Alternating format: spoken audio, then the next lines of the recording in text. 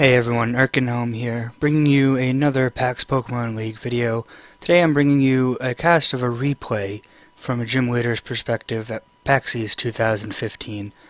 I'm going to be doing some more of these, trying to get replays from different leaders, and hopefully, if possible, I'll have the leader who did the battle come in and do dual commentary with me. Might not be able to do that for all of them because sometimes schedules don't line up and everything like that, but I will do my best. Today, the gym leader is obviously with me because the gym leader is me. So I'm bringing you a battle that I had against Ant, who is actually a close friend of mine. And this was a very interesting battle. A lot of hacks going on, I won't say in what direction. But we ended up having a close battle and it was a lot of fun. So I wanted to bring it to you today. So let's get this battle started.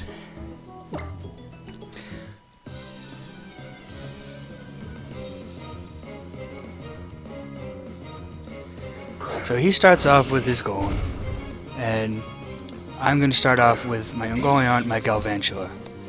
Now, I kind of helped my friend make this team, so I knew it was coming, and I decided to switch in to my Magic Bouncer and bounce back that Stealth Rock.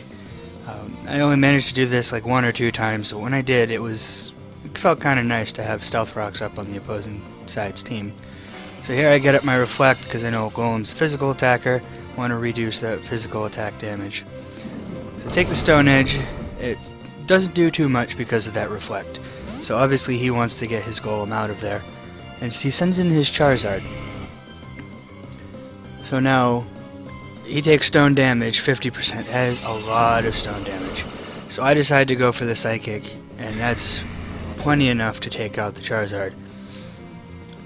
So he sends in his Porygon Z, and it takes a little bit of stone damage, not nearly as much as the Charizard did. It goes for the Tri-Attack. It does a good amount of damage because I don't have my light screen up, which I have up now, which is really going to help me. But I'm not 100% sure that I could take another one, so I switch out my Espeon. Instead of go back to my Ungoliant. So the Tri-Attack comes, now I have my light screen up, so Ungoliant is able to take that okay. So I get my Sticky Web up, which was a big help to me over the course of the weekend. Fortunately, he takes out my Galvantula with the second hit. Got a crit. Didn't really matter a whole lot, though. I would have gone down anyway. So here I send in my Thorondor, my Mega Pidgeot. As you can see, it's Mega Evolving. And, not a whole lot Mega Pidgeot can do, so it's not surprising what I go with here. I go for the Hurricane. Lots of damage, guaranteed hit with Mega Pidgeot's ability, and I get a crit, and I think that crit probably mattered. So now I am up 5 Pokemon to 4, so he goes back to his Golem. Caught in the Sticky Web, so now the speed's going to start coming into play. So I decided to stay in and just go for the Hurricane, see what I can do. And doesn't do a whole lot because of the resist. He goes for the Explosion, which of course is always scary. But it takes down my Mega Pidgeot, but it goes down itself. So I'm still up by 1 Pokemon. He did get a crit. Not sure if crit mattered. It might not. It might have mattered because I had a light screen up, but I'm not entirely sure. So here comes Glaurung, my Dragonite, my pride and joy. Main member of my team, pretty much. And Greninja, a very fast Pokemon, gets caught in a Sticky Web, which is really going to be useful because, as you can see here, my Dragonite, without any boost, outspeeds this Greninja now.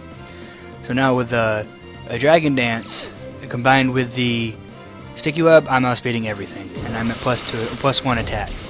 So here comes the Ice Beam. Does about half because of my multi-scale, and he gets the Freeze. So this weakness policy activation means absolutely nothing because I can't use it. So there goes my Reflect. I'm frozen solid. I was hoping for a turn 1 defrost, and fortunately no luck for me. And without my multi-scale intact, I can't take another Ice Beam.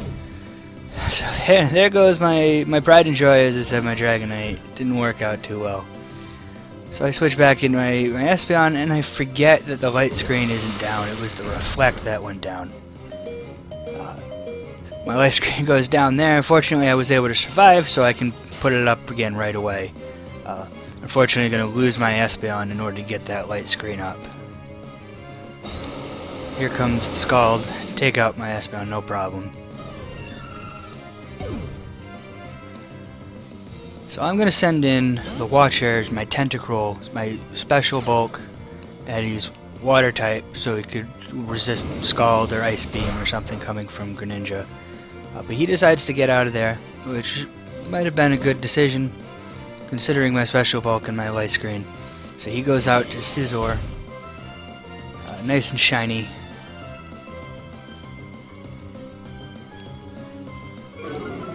And there's that sticky web again, it was so helpful. So I go for the knockoff. It's a little bit of damage, not a whole lot. As you see, it doesn't knock off an item, so I know it's a Mega Scizor. So Mega Scizor is a physical attacker, so I need to get my Tentacruel out of there, so I go into my Arcanine. In my opinion, Arcanine is one of the best shinies in the game, and I love this Arcanine that I have. And it's kind of the perfect counter to a Scizor. So get the Intimidate, and you can see here he goes for the X Scissor, and it does 27 damage. Not much at all. And then I recover almost half of that with my leftovers. So, making the smart move, he gets his Scizor out of there. He goes back to his Greninja. A very good switch, because Arcanine is physically bulky, not specially bulky. So here I go with the Snarl, which is going to guaranteed lower his special attack. So this is my way of kind of making Arcanine an overall defensive Pokemon. So when the situations are right, he can take special attacks as well as physical.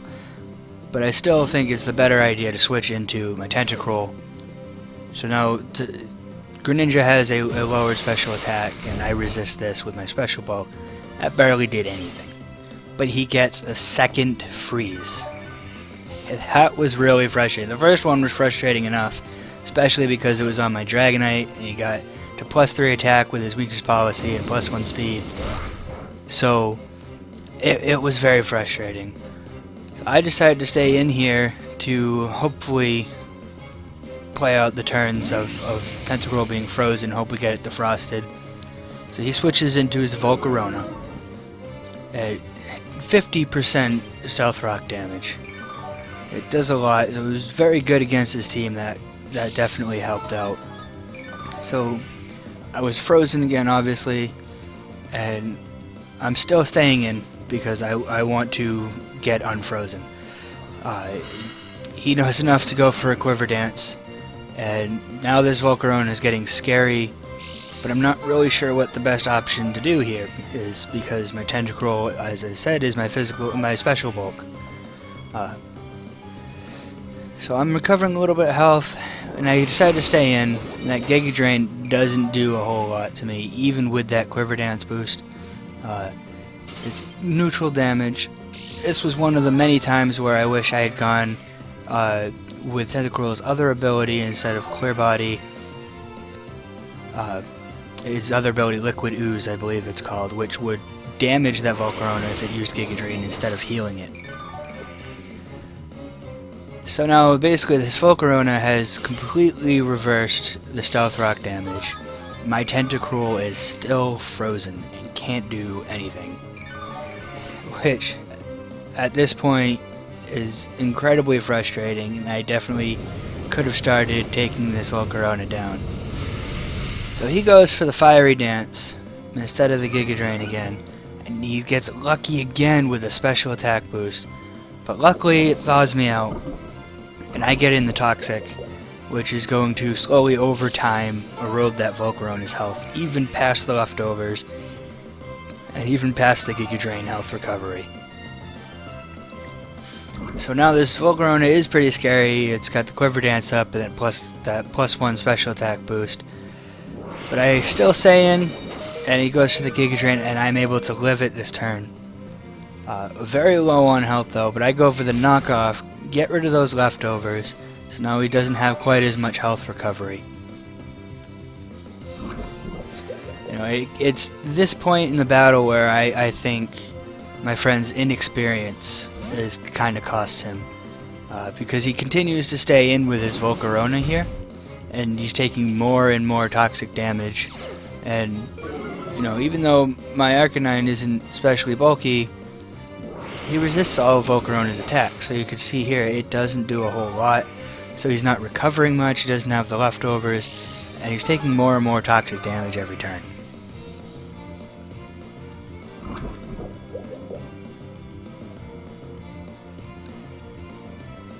But you can see here, he decides to stay in, he's going all out with this Volcarona. It's doing a fair bit of damage because he's a +2 special attack. But here I come in with the Snarl, get his special attack lowered again. It's going to do even less next turn, recover less next turn, and the Toxic is doing more.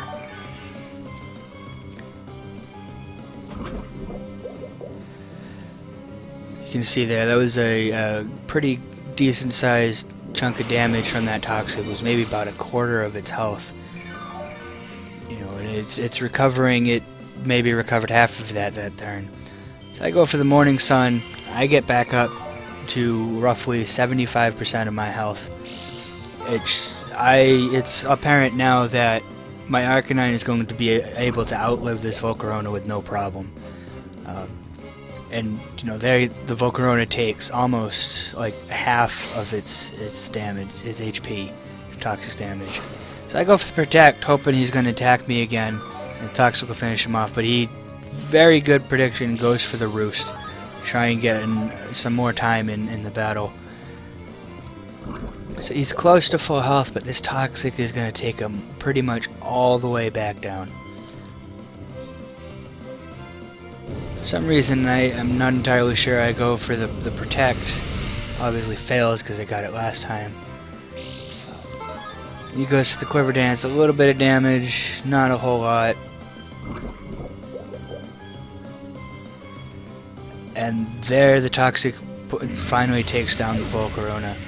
So like I said, it probably wasn't the best idea to keep that Volcarona in, especially when he had a Greninja, which would definitely have scared me out again. Because before that, he kind of had me on the ropes.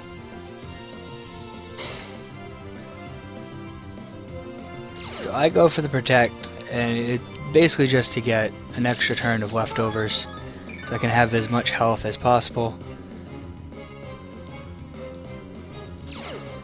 For some reason, he goes for the Ice Beam. Maybe he was predicting the switch, which is not a bad prediction, but fortunately for me it turned out to be incorrect, and I get the Snarl off.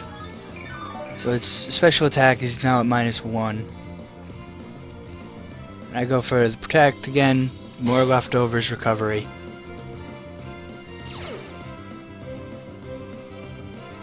So this time he goes for the Scald. Doesn't do anything because of my Protect. I get more leftovers. I'm above half health. But now I switch out. I've gotten some leftovers recovery, so I go to my Tentacruel. Who's going to be able to take this -1 Scald, even with his very low health.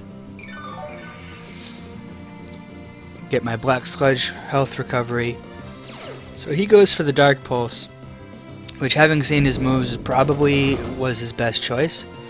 He maybe could have U-turned into Scizor, which probably would have been pretty good. I live the Dark Pulse with 4 HP, and I get a Giga Drain off. The Giga Drain combined with the Black Sludge is enough to allow me to take another hit, but he gets the flinch, which was really frustrating. The hacks were very much in his favor this battle. And here, for some reason, he goes again for the Ice Beam. I guess again could have been predicting the switch, but Dark Pulse would have been the better option because it probably would have finished me off because I didn't resist it. But the Ice Beam, because I resist, only brought me down to 2 HP. It's so close. But then I'm able to finish it off with a Giga Drain. So now he comes in with his Scizor. It's his last Pokemon, so I just have to wear this thing down. And I still have my Arcanine. There's not a whole lot that a Scizor can do against an Arcanine. There are some ways that it can do some good damage, but from what we've seen from this Scizor, it doesn't have a whole lot of answer to my Arcanine. So Tentacruel goes down, I send in my Arcanine. Like I said, perfect counter. I get the Intimidate, so now the Scizor is at -1 attack. So he goes for the Bullet Punch. He gets a little bit of priority damage in there, but again, I resist, doesn't do much. And I get the Will-O-Wisp, which is going to cut the Scizor's attack in half, which is already at -1. So now the Scizor is weakened greatly. And with my Arcanine resisting its attacks, it's not doing barely any damage to this Arcanine. So I go for Snarl. It's my one attacking move on this Arcanine. I considered rebreeding and putting a fire type move like Flare Blitz or at least Fire Fang or something like that. I just didn't want to lose my shiny because I love the shiny so much. So he goes Bullet Punch, single digits damage, again very little, and you know, at this point it seems it's just a matter of how long it takes for the Snarl Burn combination to take it out. So there it lives the burn, very close, but it avoids my Snarl. And you know, Snarl is a 95% accurate move, so every once in a while it does miss. So he decides to go for the Roost. And too little too late. As you can see, it can't damage me, and I can outlive it because it's burned and I'm doing a little bit of chip damage. And I'm pretty sure my Snarl is doing more damage than any of his moves against me. But he continues to go for the Roost. He wants to extend this battle, maybe hoping he could pull something off.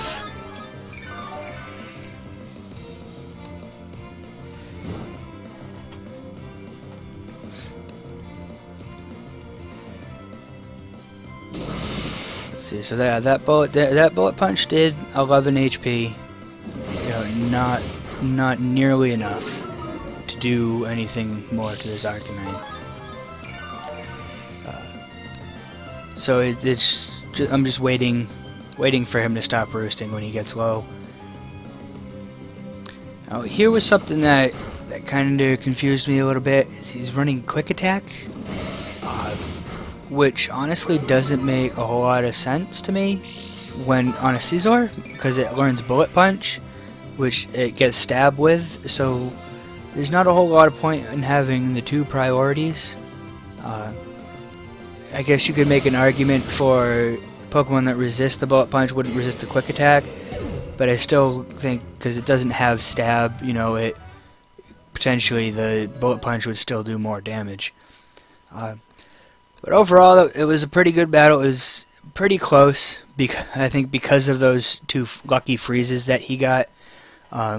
If he hadn't frozen my Dragonite, you know, a Dragonite at +3 attack is scary. Possibly could have been a sweep. He was at enough health where, you know, a Bullet Punch or a Quick Attack from the Scizor wouldn't finish him off in one shot, and I'm pretty sure he didn't have any other priority on his team. So that freeze definitely helped him out, and the freeze with my Tentacruel helped him out because it allowed his Volcarona to stay around longer, because I couldn't get it toxic right off the bat. So thank you everyone for tuning into this video. I hope you enjoyed it.